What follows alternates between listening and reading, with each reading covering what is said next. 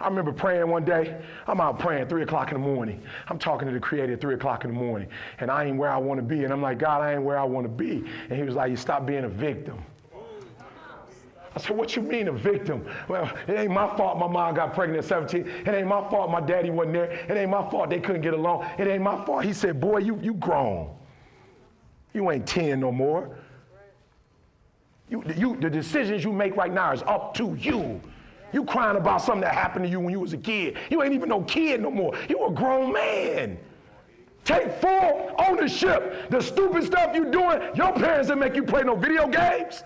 And what you crying about? So what, your daddy wasn't there? Your mama ended up getting married. What you crying about? He went to work every day. He never beat you. He never abused you. Your mama did the best she knew how to do. What you crying about? You grew up in a house. What you crying about? You was never sexually assaulted. What you crying about? Did somebody beat your butt because you did something you wasn't supposed to do? What you crying about? Nobody just came home and started whipping you. Man up. Principle number 2, man up, stop crying. My teacher don't like you, why? Why she don't like you? Maybe you talk too much. Maybe you disrespectful. Why don't say she don't like you, go look in the mirror and take full ownership. Why does she not like me? I'll never forget, I said, God, I want to be one of the best at what I do. I want to change lives. And I got a call from Les Brown. And I flew to go meet Les Brown. He said, E.T., you should be making at least $50,000 internationally and $100,000 internationally. I was like, what? He was like, yeah, kid, you good. So I went home. I was like, God, why ain't you making $50,000? He said, because we watching the World Series. Because you watching the NBA Finals. Because you watching football and you watching 3 games. You watching the 1 o'clock game, the 4:30 game, the 8 p.m. game, and then you watch ESPN to rewatch everything you watched. That's why you ain't successful. You watching LeBron make his dreams become a reality. You're watching the Black Mamba make his dreams become reality. If you put the same time LeBron put in, and I started studying, and I realized as an African-American male, I need to get a master's degree and a PhD in order to do what I'm doing. And guess what? I had to get up even though it was hard, and I had to take ownership of my life, take ownership of my time, take ownership of my day.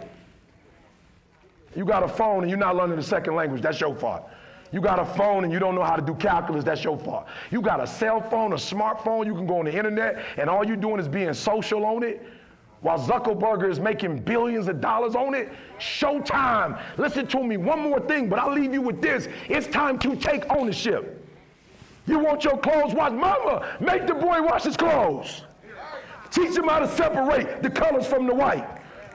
Mama, let your boy cook. Teach him how to cook. Let him take ownership. Make him go grocery shopping. He said, well, he don't know how to cook like me. Give him at least a day then.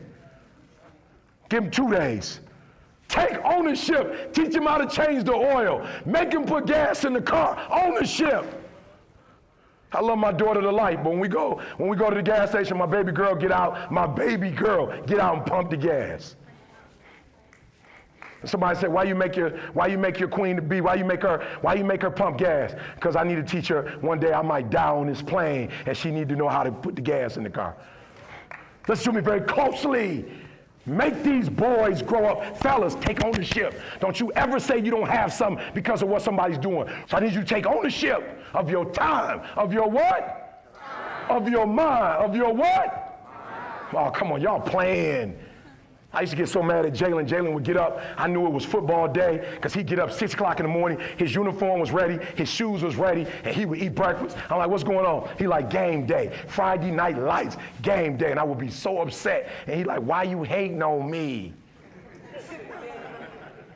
You hating on me, Dad? Like, you can't stand, I'm going to be a football player. I'm going to the league. You hating on me. I said, I'm not hating on you. But what I hate is that the energy for school and the energy for life, you don't have the same energy for that you got for football and girls. All I'm asking for is the same energy you put in sports. I'm asking for the same thing in terms of your mind. So before I go to my last one, first day of school, Jalen is at a predominantly white school. No white, no black professors. No, it's a high school. No teachers, no administration, no faculty or staff. I send my son to the school. My son get to the school. I pay attention. They got like where you can go online and look at their grades. First test he got in math was a 38. Second one was a 58. Now my son didn't know it, but he forgetful, so he left the password in that joint. I wrote it down. So I was just going on a sneak tip without even knowing, looking at his stuff. So one day he in there getting ready, he in there getting the hat to match the J's. He got the fit and he in there singing to himself, rapping, doing his thing. I walked in, I said, son, I got a question to ask. He said, what's up, Dad? I said, do you have a learning disability? And he was like, a what? I said, a learning disability. He said, a learning disability? Come on, Dad. Where you get that from? I said, boom, 38 and the 58. That's where I got that from. He was like, oh, no, Dad, no. See, what happens is, they give out about 10, 15 tests throughout the course of the year, and the first two, I'm just kind of filling it out. I'm filling the teacher out. I was like, well, you ain't doing a good job of filling her out, though, son. You got 38 and 58. He's like, but Dad, don't you see the progression, Dad? 38, 58, next one about to be a 78. I got this. Now, I probably shouldn't be saying this because we're recording, but I told my son, you're one of the very few black males at that school. You got 30 days, son. You represent me. I'm around here telling people all over the world as a motivational speaker that they gotta want to succeed as bad as they want to breathe, and my own seed ain't taking it serious. I'm willing to catch a case, son. He know I wasn't playing. My man came back 30 days later with all A's. I was heated, I was upset, and he was like, Dad, it seemed like I do bad, you pissed, I do good, I can't win. I said, I'm pissed because you should have been doing this in the first place. But now somebody got to tell you they're going to whip you or they're going to disrespect you in order for you to do it. Take ownership. If you can get all A's in the class, do it. You don't need nobody to give you $50, $100, no pair of shoes, take you on no trip. You a grown man. Do it because you can. Do it because our ancestors couldn't.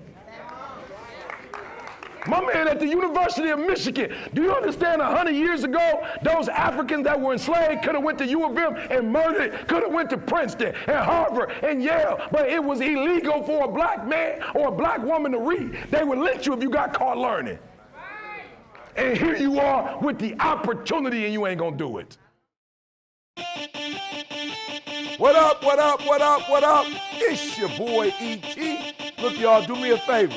Make sure you like and subscribe for more great content. I work too doggone hard for you to tell me